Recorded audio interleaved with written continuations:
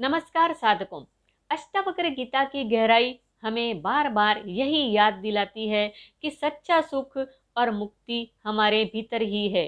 आज हम सुनेंगे अध्याय 12 और 13 का संदेश, जहां अष्टावक्र ऋषि हमें बताते हैं कि आत्मा के सिवा कुछ भी वास्तविक नहीं है। यदि आपने चैनल को सब्सक्राइब नहीं किया है तो अभी कर लीजिए, ताकि आने वाले वीडियो की लिंक आप तक बिना विलंब के पहुंच सके। राजा जनक मौन मुद्रा में बैठे हैं।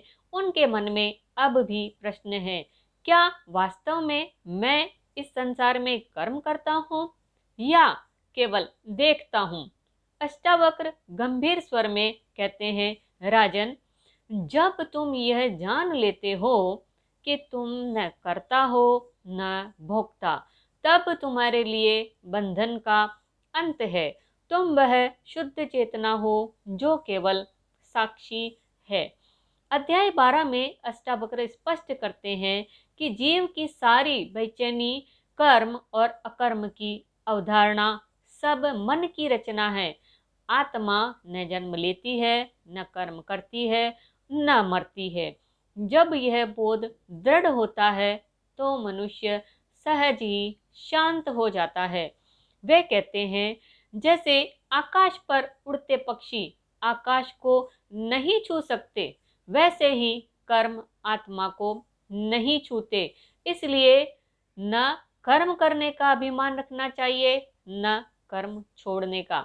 बस साक्षी भाव से जीना ही मुक्ति है। राजा जनक ध्यान में डूबते हैं।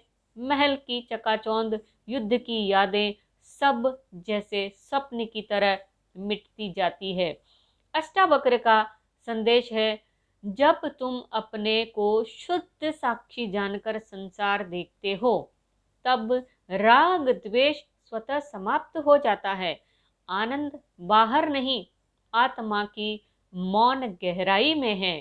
अब हम शुरू करेंगे अध्याय 13, शुद्ध अस्तित्व का उत्सव।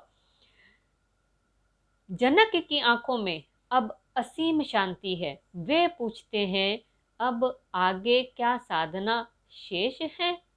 अष्टावक्र मधुर मुस्कान से जवाब देते हैं, राजन, अब तू जान गया कि तू ही वह निराकार आत्मा है, तब साधना और साध्य का प्रश्न कहाँ रहा।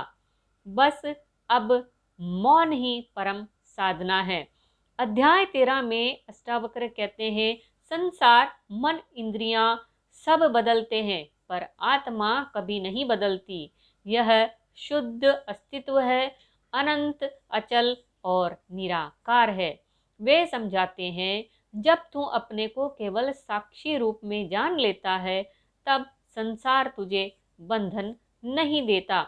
ज्ञान के बाद कोई अलग कर्मयोग नहीं रह जाता। केवल सहजता से जीना ही परम ध्यान है। दोनों अध्यायों का सार यही है, मुक्ति कोई भविष्य की उपलब्धि नहीं, यह अभी और यही है। अहंकार को छोड़ो, विचारों को आते जाते देखो, अपने सच्चे स्वरूप को पहचानो। वह अनंत आकाश है जो कभी नहीं बदलता।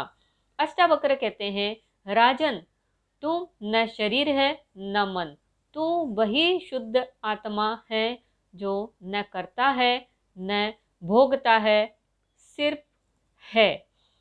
प्रिय साधकों, अष्टावक्र गीता हमें बार बार यही स्मरण कराती है, हमारी असली पहचान किसी नाम, देह या विचार में नहीं है। जब हम इसे समझ लेते हैं तो अपने जीवन को अपने आप उत्सव बना लेते हैं।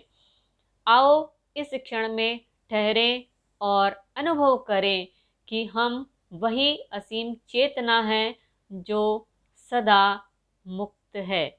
हरि ओम।